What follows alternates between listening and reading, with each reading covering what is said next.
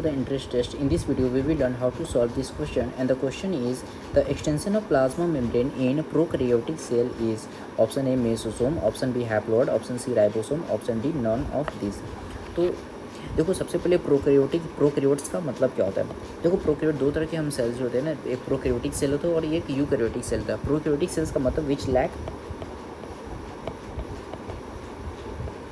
Nuclear membrane, lack nucleolus, and साथ ही साथ इनमें जो मेम्ब्रेन बाउंड जो ऑर्गेनेलीज होते हैं वो भी क्या होते हैं, एब्सेंट होते हैं, absent of membrane bound organelles, ये सारे क्या होते हैं, इनमें एब्सेंट होते हैं। तो इन्हें हम प्रोकैरियोटिक सेल्स कहते हैं, लाइक बैक्टीरिया इसमें आते हैं। ठीक है, अब सबसे पहले मेसोसोम क्या होता है। देखो mesosome basically mesosome this is the infolding of cell membrane, या फिर उसे हम प्लाज्मा मेम्ब्रेन भी कह सकते हैं। इनफोल्डिंग होती है सेल मेम्ब्रेन की तरफ से, इनफोल्डिंग होती है, that is found in bacteria, that is found in bacteria. Bacteria means prokaryotic cells, उनमें पाए जाते हैं।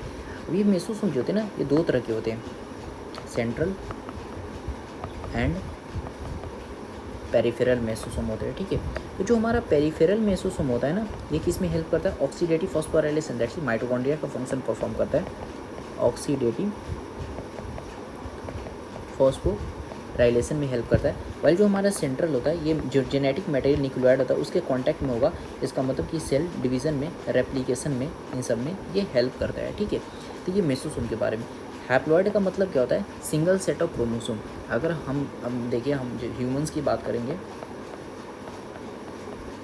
तो टोटल क्रोमोसोम के दो सेट होते हैं, इन्हें हम 2n कहते हैं। तो 2n इज इक्वल टू 46 होता है, तो n इज इक्वल टू 23। मतलब एक अगर सेट में देखेंगे, जैसे ऐसे क्रोमोसोम होते हैं ना, सारे क्रोमोसोम कहते हैं पेयर फॉर्म में। ये जो सिंगल सेट होता है ना ऐसे, ठीक है, सिंगल सेट होगा, that is called as haploid कहा जाता है। तो इसी सिंगल सेट को हम क्या कहते हैं, हैप्लॉइड कहते हैं।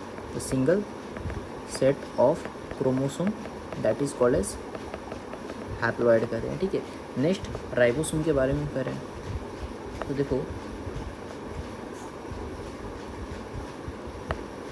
Ribosome basically this is found in both prokaryotes and eukaryotes. एक ऐसा ऑर्गेनेली जो प्रोकैरियोट्स में भी मिलता है एंड ये यूकैरियोट्स में भी मिलता है। ये एक मेम्ब्रेनलेस होता है, मेम्ब्रेनलेस होता है। ठीक है, एंड इसका फंक्शन क्या होता है, प्रोटीन सिंथेसिस करना होता है। ठीक है, इसका फंक्शन जो होता है that is protein synthesis.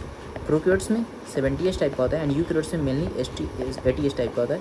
70s 50s plus 30s दो सब यूनिट से मिलकर बना होता है, और ये 60s प्लस 40s दो सब यूनिट से मिलकर बना होता है। एस यहाँ पर सेडिमेंटेशन कोएफिशिएंट एक तरह से होता है। ठीक है, यूकैरियोट्स में 70s टाइप की राइबोसोम भी होती है, और ये कहाँ पाई जाती है, माइटोकॉन्ड्रिया में एंड क्लोरोप्लास्ट में, हमें दो जगह देखने को मिलती है। ठीक है, सो हमारा क्वेश्चन था the extension of plasma membrane that is found in prokaryotic cells.